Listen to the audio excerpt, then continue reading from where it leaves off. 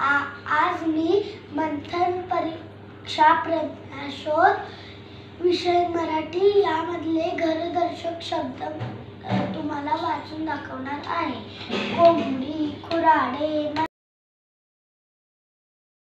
घरटे, सुगरण, खोपा, सिंह, कुवा, पक्षी, घरटे, उंदीर, बिळ, घुबड, ढोली, माणूस, घर, कोळी, जाळे.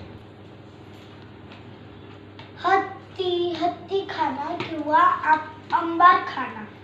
वाघ, गुहा किंवा दाट झाडी. घोडा, तबेला किंवा पागा. मुंग्या, साप, वारूळ. पोपट, पिल्ला किंवा ढोली.